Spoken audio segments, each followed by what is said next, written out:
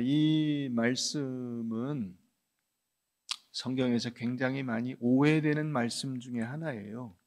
이 구절들이, 오늘 읽은 이 말씀들이 여러분들이 다 친근하게 이 말씀들을 아마 들으셨고 인용을 하셨을 거예요. 많이 인용하시고.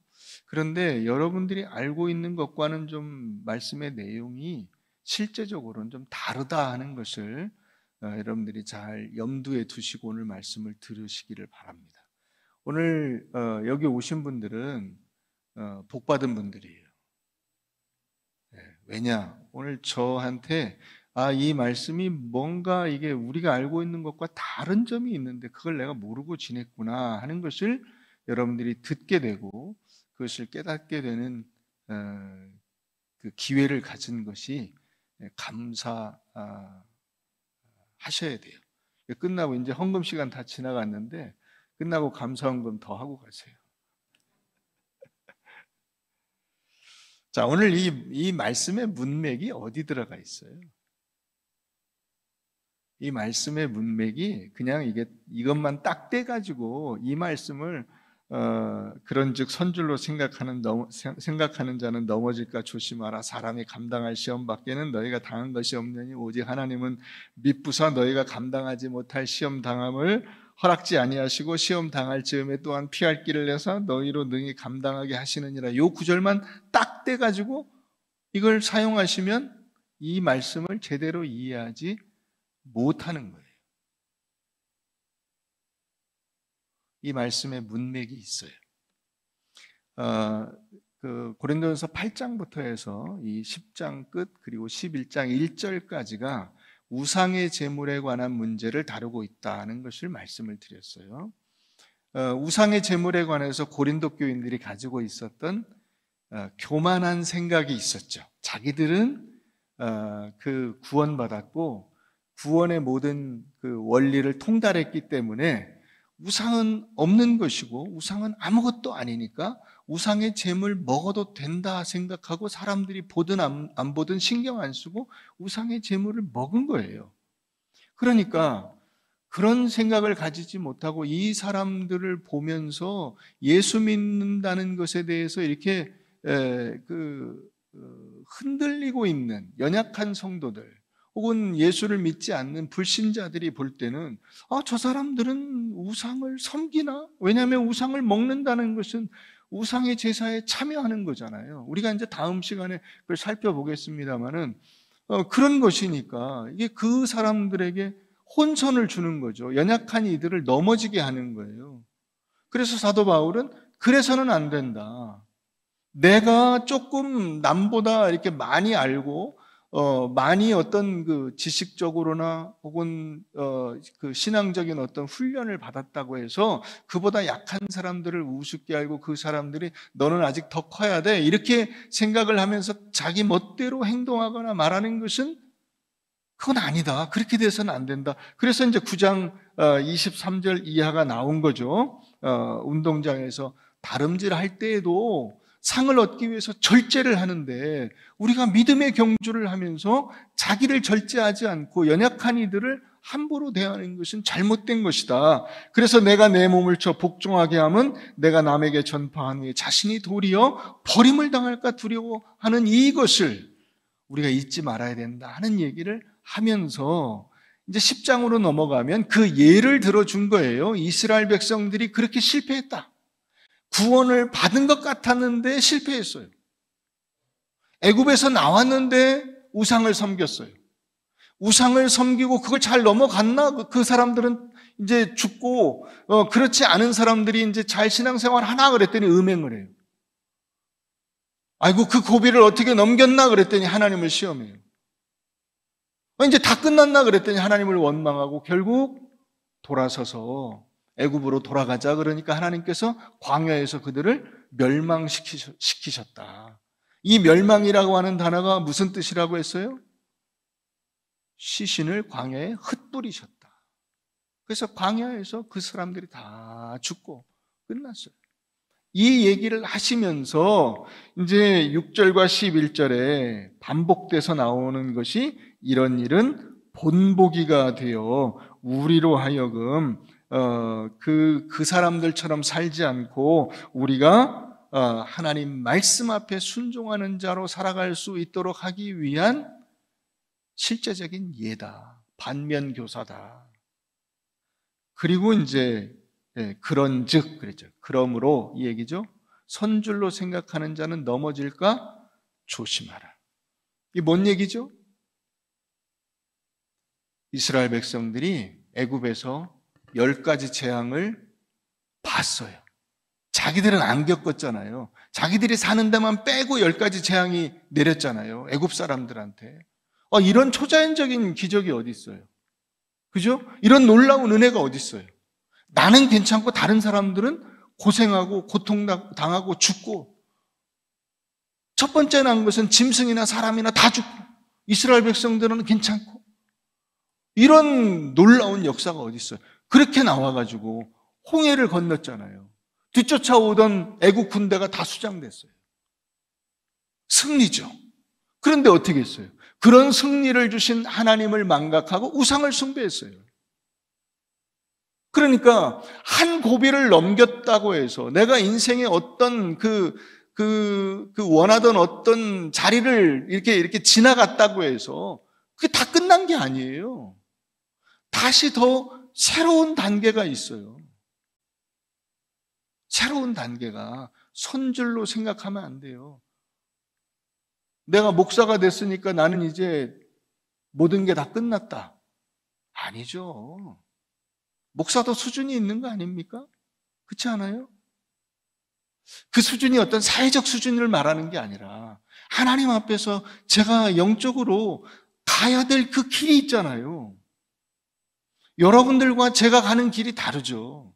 그죠? 저는 목사의 길을 가잖아요. 그럼 목사의 길은 한 가지 길이에요? 평평해요? 아니죠. 오르막길이에요. 힘들게 이 길을 가야 돼요. 여기서 나 다 왔어가 아니라 계속 가야 돼요. 그래서 어디까지 가야 돼요? 그리스도의 장성한 분량이 충만한 데까지 가는 거예요. 그건 여러분들도 마찬가지예요. 여러분들이 가야 될 성도의 길이 있어요. 그 길을 끊임없이 가는 거예요. 여기는 된 거야. 나는 장로니까, 나는 권사니까, 나는 집사니까 된 거야. 그런 게 어디 있어요? 집사 중에 비교를 해보세요. 권사 중에 비교를 해보세요. 훌륭한 권사님, 훌륭한 장로님들이 얼마나 많아요. 거기를 지나가야 될 거 아니야. 여기 몇 명 모인 데서 여기서 훌륭하면 훌륭한 거예요? 아니죠. 그리스도의 장성한 분량 아니에요. 예수 그리스도와 비교하는 거잖아요. 내가 예수님과 같은 수준에 도달할 때까지 가는 거지. 그건 누구나 다 마찬가지인 거예요. 그래서 어느 지점에서 선 것으로, 다시 말하면 여기면 됐어 라고 하는 것은 없는 거예요. 끝까지 가는 거예요. 이스라엘 백성들이 그거를 보여준 거예요. 홍해를 건넌 사람들이, 그런 놀라운 기적을 경험한 사람이 우상을 숭배했어요. 그래서 거기서 우상 숭배하지 않고 살아남은 사람들이 음행을 저질렀고, 음행을 저지르지 않고 살아남은 사람들이 하나님을 시험하고, 하나님을 시험하는 데서 살아남은 사람들이 거기를, 그 지점을 지나간 그보다는 좀 더 나은 신앙이라고 생각된 그 사람들이 하나님을 원망하고 결국은 광야에서 죽고 마른 거예요. 그러니까 선줄로 생각하면 안 되는 거죠. 안 되는 거예요. 하나님의 은혜를 경험한 것은 다음 단계를 살아가는 어떤 삶의 힘이 되고 원동력이 되어야 되는데, 한 가지 단계를 넘었다고 해서 교만하고 잘못된 행동을 하거나 나는 너보다는 나라고 하는 이런 생각을 가지는 것은 완전히 신앙의 실패가 되는 거예요. 그럼 왜 이렇게 계속 시련과 고난이 있어요? 말씀드렸죠. 계속 올라가야 돼요. 근데 여러분, 놀라운 것은요, 그렇게 계속 올라가잖아요. 풍경이 달라져요. 풍경이 달라져요. 보는 것이 다르고 느끼는 것이 달라져요. 제가 그 높은 산 올라가는 것을 좋아하는데, 높은 산 올라가잖아요. 밑에서 볼 때는 굉장히 높다. 멀리서 보면 산이 낮아 보여요. 별거 아닌 것 같이 보이는데 실제로 올라가 보면 이제 한 1000m 뭐 이렇게 넘어가면요. 야, 이래서 산이 높다고 하는구나. 이런 게 이제 느껴지죠. 그래서 힘들게 이제 그 산 꼭대기를 딱 올라가서 보면은 다 발 아래 있죠. 밑에 운해가 쫙 깔리고 거기서 바라보는 그 느낌과 감동이 달라요. 설악산 대청봉 올라가 보셨죠? 저도 이제 많이 올라갔어요. 설악산 대청봉에 여러 번 올라가고 특히 겨울에 설악산 대청봉에 올라가 보면 그 느낌이 틀려요. 그 능선을 쫙 걸어가면서 느끼는 그 느낌이 틀려요. 여러분 히말라야 가보셨어요? 히말라야에 제가 한 4,000m 정도까지 갔다 왔어요. 거기서 바라보는 그 산의 느낌이 틀리고요. 그 산 꼭대기에 올라가서 느끼는 그 느낌이 틀려요. 아우, 그 추운데 어떻게 가요? 막 영하 20 몇 도인데. 여러분, 한 20 몇 도에서 며칠 살면요, 아무것도 아니에요. 시원하다 그런 느낌이 생겨요. 하나님께서 우리를 하나님의 영광으로 올라오시도록 우리를 끌어올리시는 거예요. 거기서 경험하는, 거기서 이 체감하는 그런 느낌들이 완전히 다른 거예요.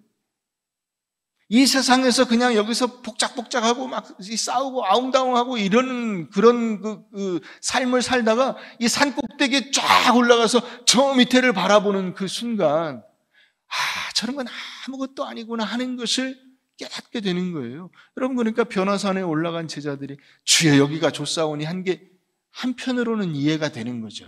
한편으로는. 인생이 어찌 보면 그런 것과 같아요. 유치원 들어가는 애를 보면서 그런 생각 해보셨죠? 아이고, 너도 이제 고생 시작이구나. 그죠? 죽을 때까지 그 고생을 해야 돼. 근데 여러분, 그러면 그 고생을 안 하면 훌륭한 인생일까요? 전 그렇지 않다고 봐요. 그 고생을 안 하고 사는 것처럼 답답한 건 없는 거예요. 그걸 해야 되는데. 그렇지 않아요? 군대를 안 가고 빠지면 훌륭한 인생이에요? 그렇지 않아요. 그렇지 않아요.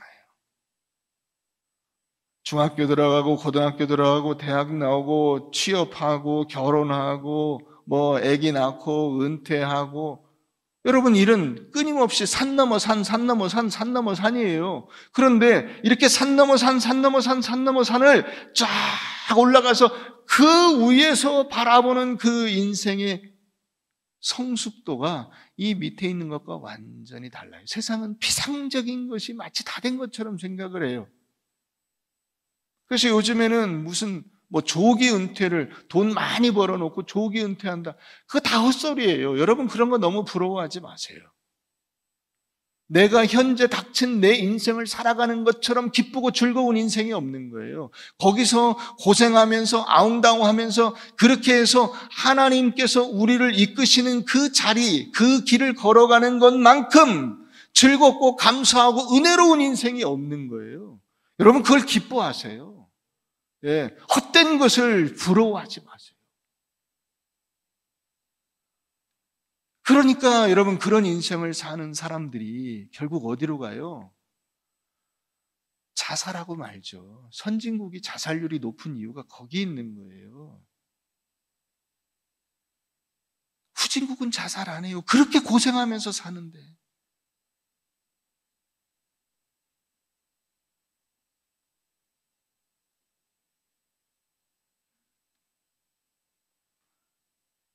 자, 오늘 이제 말씀의 사실 가장 초점은 거기 있지 않습니다. 13절에 있어요. 사람이 감당할 시험 밖에는 너희가 당한 것이 없나니. 감당할 시험이라는 것은 유치원 졸업해야 초등학교 들어가는 거예요. 초등학교 들어가야 졸업해야 중학교 들어가는 거예요.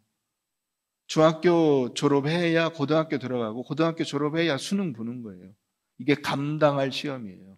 그 단계를 마쳤기 때문에 하나님이 주시는 어려운 고비들이 있어요. 여러분들에게 어려운 고비들이 혹시라도 있게 되면 감사하세요. 내가 이 정도 시험을 감당할 수준이 됐구나. 하나님이 나를 이 정도로 키워내 주셨구나. 감사하구나. 잘 견뎌내자. 그죠?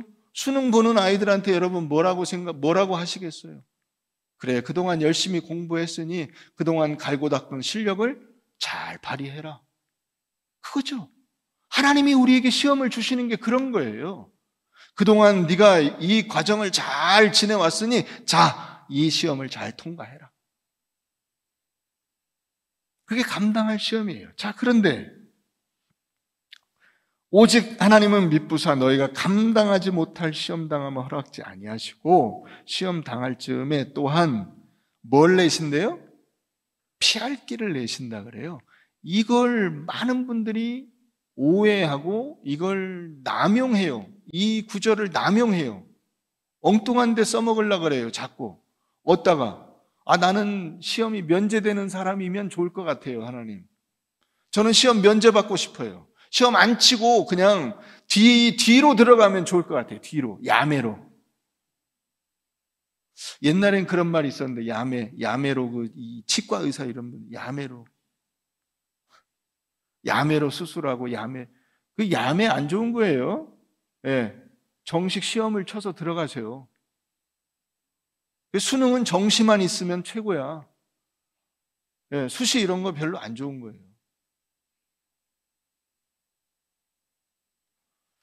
자, 여기 피할 길이 뭐냐면 이 피할 길이라고 하는 것이 에크바시스라고 하는 단어인데요. 이게 밖으로 나간다는 뜻이에요. 여러분 우리가 도출이라는 단어 아세요? 끄집어내는 거죠. 그죠? 결과물이에요. 그래서 이게 그 똑같은 단어가 이 피할 길이라고 하는 단어가요. 히브리 13장 7절에 가보면 이런 단어로 바뀌어져 있어요. 행실의 결말. 행실의 결말. 피할 길. 행실의 결말. 완전히 다른 말인 것 같죠? 그런데 같은 단어예요. 무슨 말이냐? 내 믿음의 최종적인 결과물을 내는 거예요. 내 신앙생활의 최종적인 결과물, 엑기스, 그걸 딱 내는 거예요. 그것이 여기 피할 길이라고 나와 있는 거예요. 자, 그러니까 여러분 이 엑기스를 만들어내야 되겠죠, 우리가. 하나님을 믿고 하나님 말씀대로 순종하여 주께서 원하시는 그 길로 간 최종적인 결과물이 뭐야? 그걸 만들어내야죠. 근데 이게 피할 길이라고 그래요.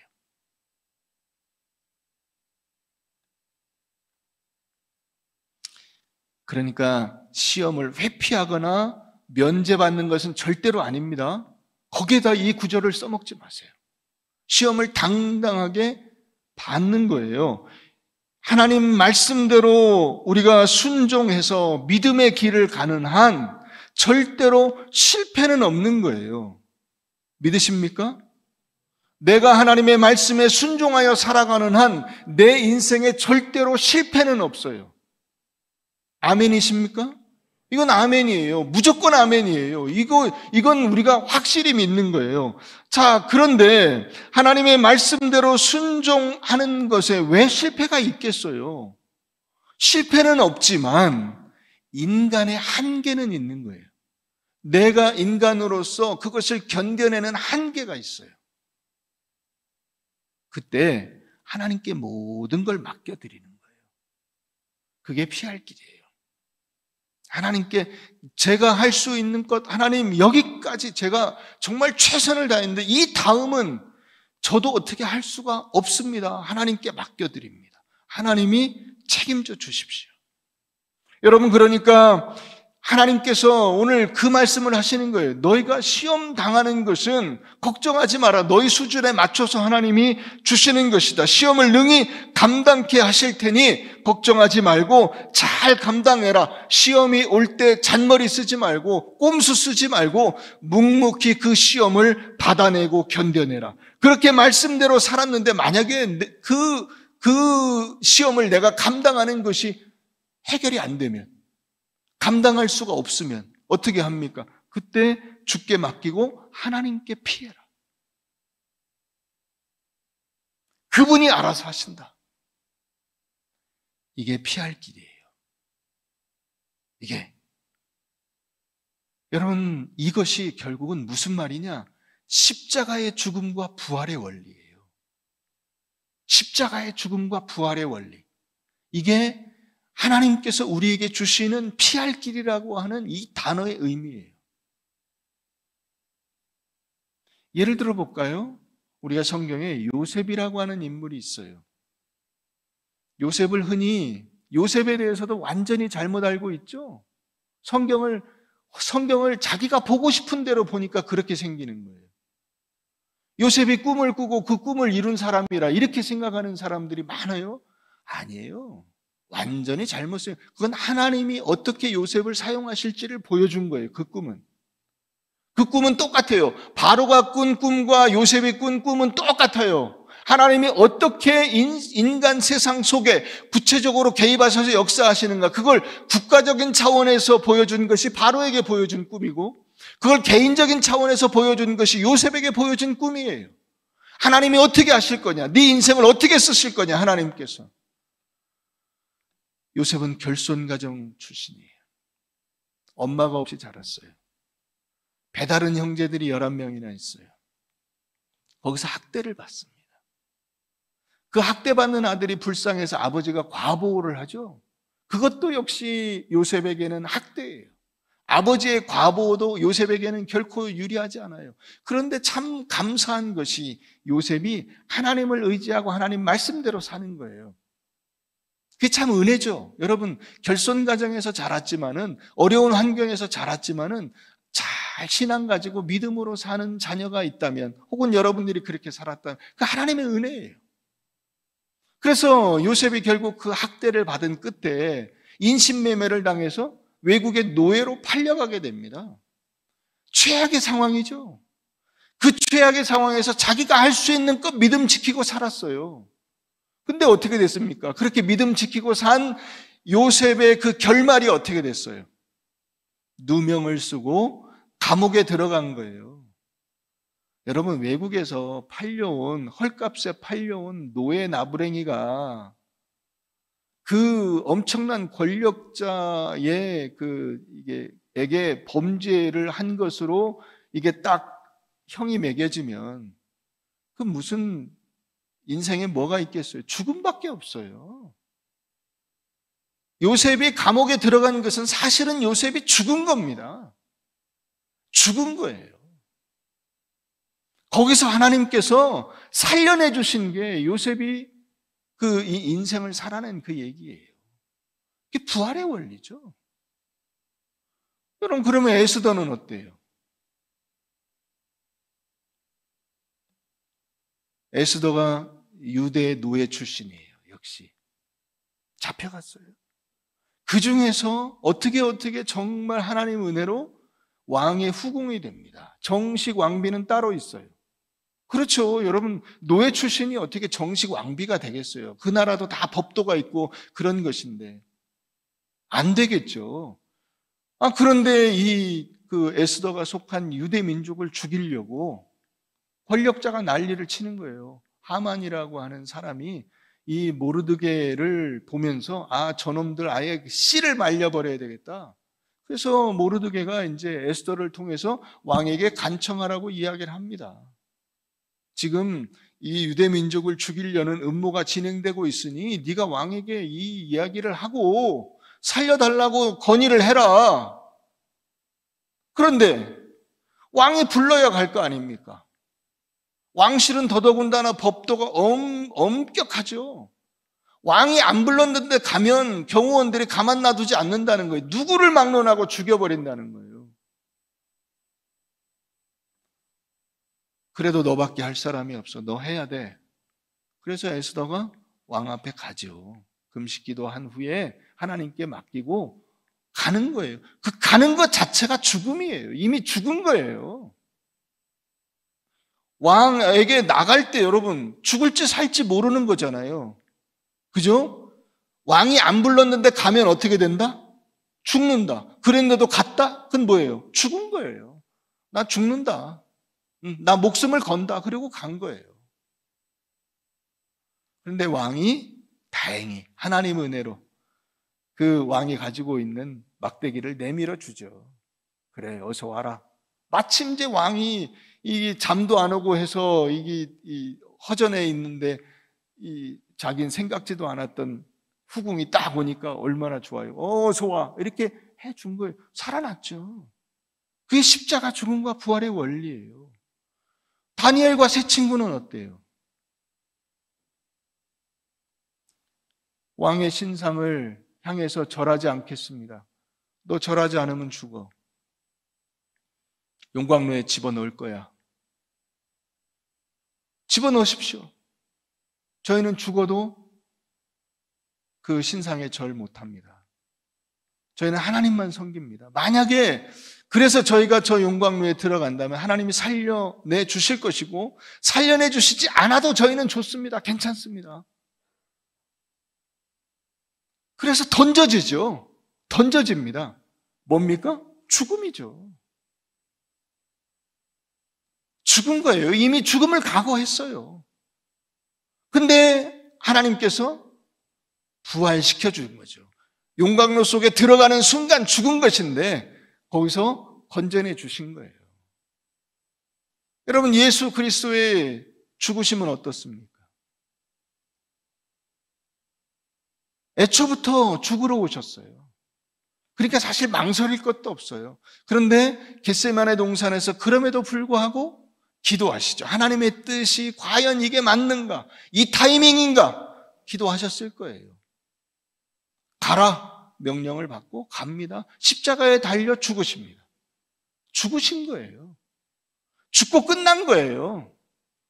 예수님이 그 십자가상에서 하신 말씀 중에 주님 제가 다시 살아날 줄로 믿습니다, 이런 말씀이 있나요? 없어요. 죽고 끝나는 거예요. 왜 나를 버리셨나이까는 있어도 저를 다시 살려내 주실 줄로 믿습니다는 없잖아요. 그런데 하나님께서 살려주시죠. 부활의 은혜예요. 여러분, 이게 피할 길입니다. 이게 피할 길이에요. 이게 내게 닥친 시험과 고난과 어려움과 그 예기치 못했던 위기의 상황 속에서 나는 믿음으로 반응하고 하나님의 말씀을 붙들고 신실하게 그 믿음대로 살아내는 것이고, 그 다음 일은 하나님이 알아서 하시는 거예요. 그 다음 일은 내 소관이 아니에요. 하나님께서 내 인생을 책임져 주실 줄로 믿습니다. 그걸로 끝이에요. 그래서 살려내 주세요. 그건 아니라고요. 그건 하나님께서 계획하신 대로 하실 거예요. 스데반은 죽었어요. 스데반에게 피할 길은 죽음이었어요. 죽고 끝났죠. 살려내 주시지 않았어요. 근데 그것은 하나님께서 그 예수를 믿는 사람들에게 보여주신 놀라운 은혜의 길이에요.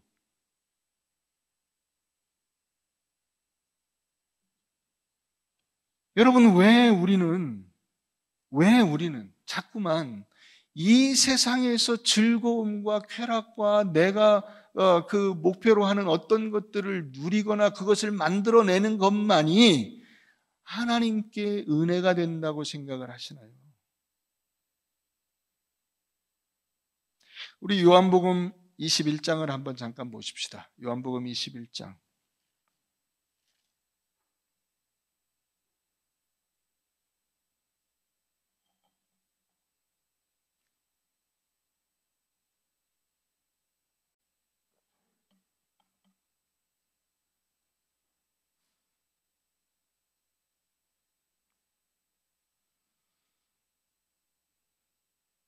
15절부터 보면 예수님께서 베드로에게 찾아오셔서, 예수님을 배반하고 도망갔잖아요. 베드로가 찾아오셔서 내가 나를 사랑하느냐 3번이나 물으세요. 베드로가 주님 사랑합니다 이렇게 얘기를 해요. 그렇죠? 사랑하는 마음이야 여전하겠죠. 베드로의 수준에서 사랑하는 것은 여기 이 고백이 그 거짓은 아니라는 얘기예요.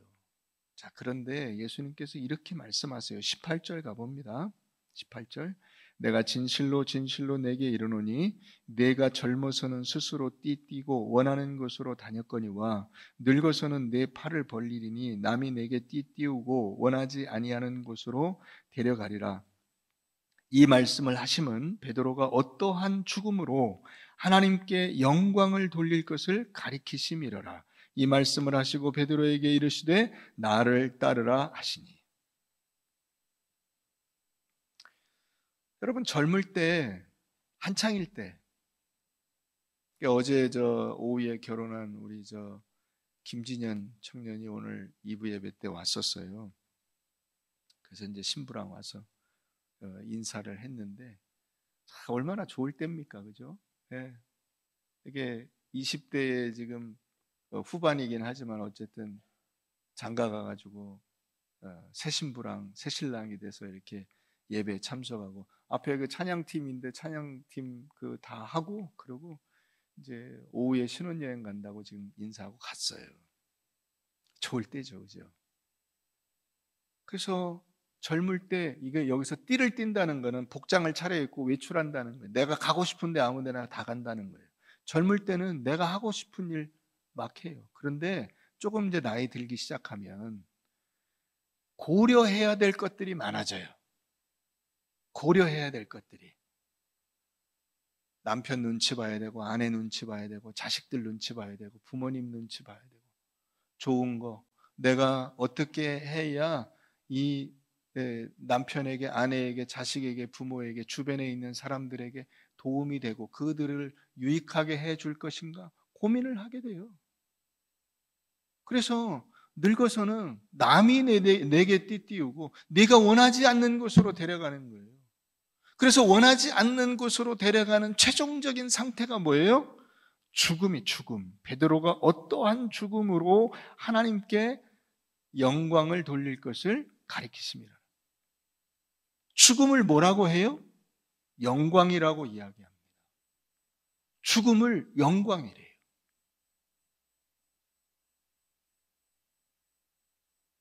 여러분, 삶이 무료하고 인생의 목표가 없어져서 자살하는 사람과 그들의 죽음과 주님을 위해서 목숨 바쳐 헌신하며 충성하며 살다가 순교하는 사람의 죽음을 비교해 보세요. 참으로 영광이 무엇인가를 우리가 알아야 돼요. 그런데 우리가 지금 살아있기 때문에 죽음이라고 하는 것에 대한 이 부정적인 감정이 있어요. 그러나 여러분, 죽음을 거치지 않고 하나님 앞에 갈 수 있는 방법은 없어요. 죽음이라는 그 과정을 거쳐야 부활을 경험하는 거예요. 그 얘기가 여기 이 바이블 라이프에도 나와 있습니다.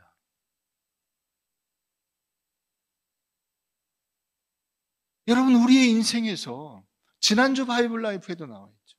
우리의 인생에서 여러분, 죽음을 거치지 않고 하나님을 만날 수 있는 방법이 없어요. 이게 영광인 거예요. 여러분, 이걸 놓치시면 안 돼요. 베드로가 결국 어떠한 인생이 될 것이냐? 하나님께 영광을 돌리는 인생이 될 것이다.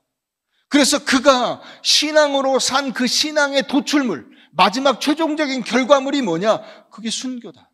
그런데 그 순교는 인간의 입장에서 보면 순교예요. 하나님의 입장에서 보면 영광이에요. 하나님이 영광을 받으시는 놀라운 역사가 일어난 거예요.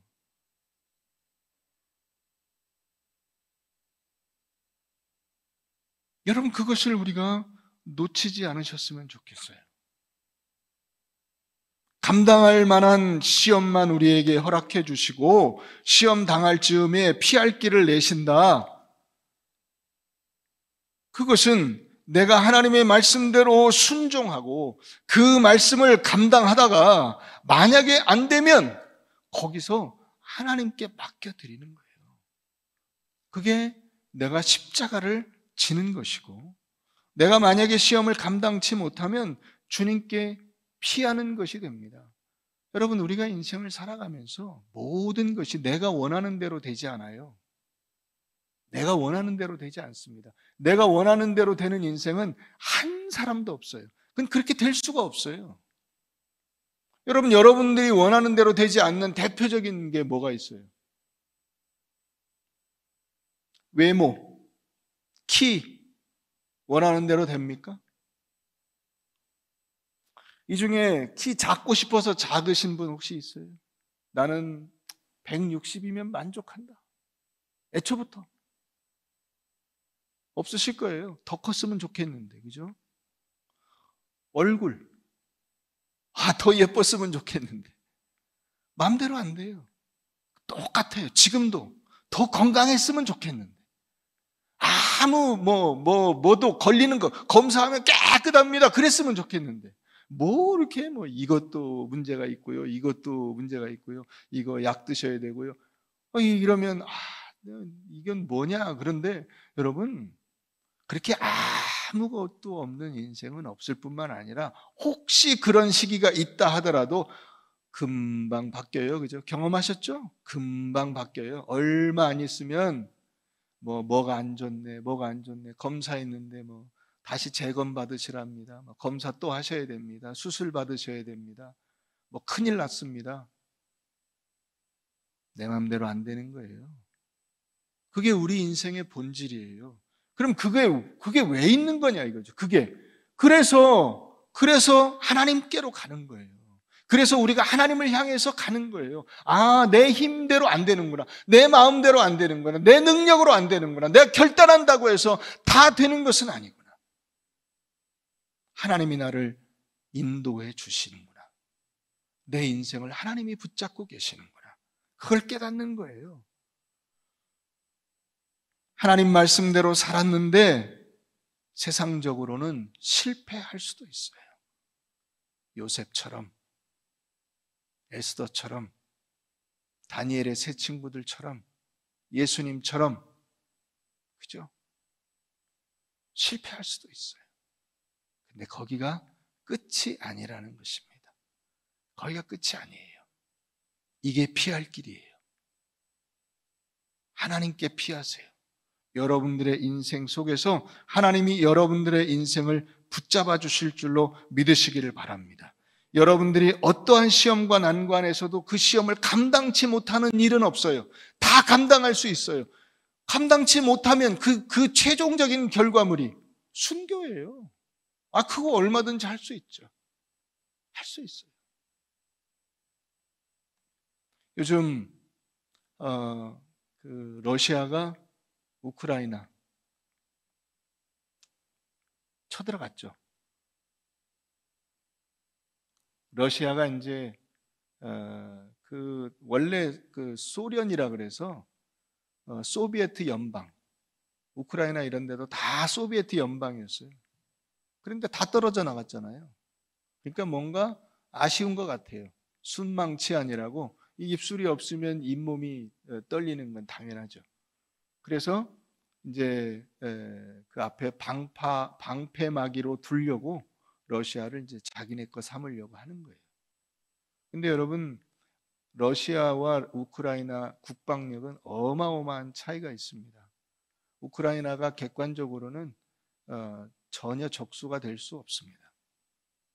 그러나 분명한 인류 역사, 전쟁사가 보여주는 원리가 있어요. 그게 뭔지 아세요? 온 국민이 똘똘 뭉쳐서 싸우면 못 먹습니다. 온 나라가 완전히 똘똘 뭉쳐서 적과 싸우잖아요. 그러면 못 먹어요. 지금 아프가니스탄이니 이런 데가 다 보여주는 게 그런 거예요. 완전히 똘똘 뭉쳐서 적과 싸우잖아요. 그러면 결국 못 먹어요.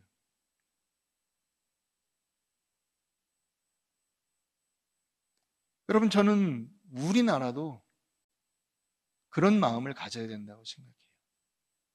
엊그저께 뉴스를 보는데 그런 생각이 들었어요. 그런 장면이 봤어요. 이 러시아 탱크가 그 길에서, 아스팔트 길에서 운행 중인 우크라이나 승용차를 확 그냥 가서 밀어가지고 깔아 뭉개버렸어요. 승용차가 완전히 납작하게 찌그러졌어요. 그럼 그 안에 운전사가 타고 있는데,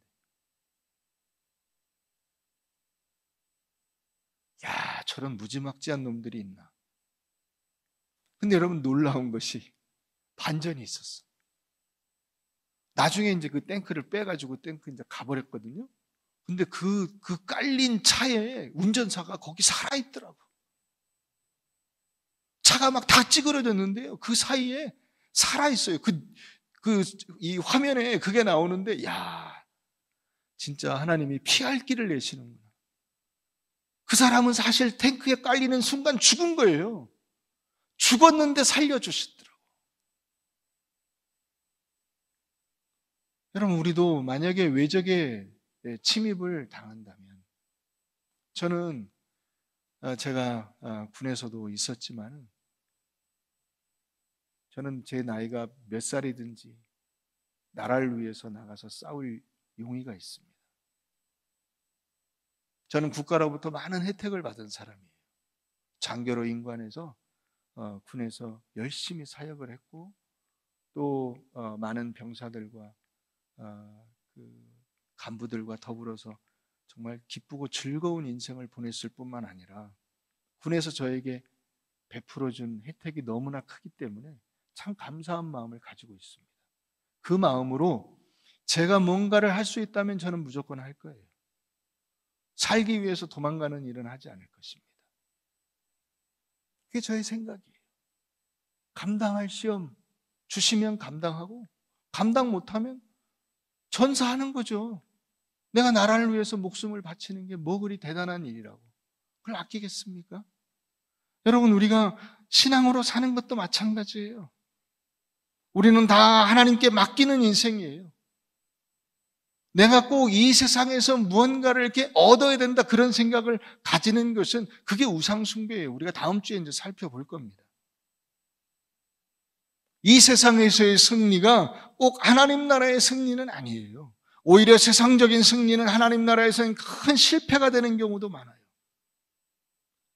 그렇기 때문에 하나님께서 주시는 그 시험의 상황에서 최선을 다해 말씀과 믿음과 거룩함으로 살았는데, 그 결과가 실패와 절망이라 할지라도 걱정하지 마십시오. 죽으면 죽는 거예요.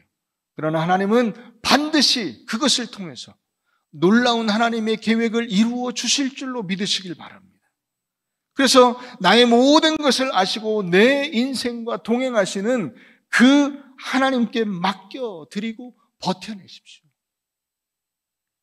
그게 감당할 시험밖에 없는 것이고 하나님께서 피할 길을 내신다고 하는 의미예요. 감사하죠.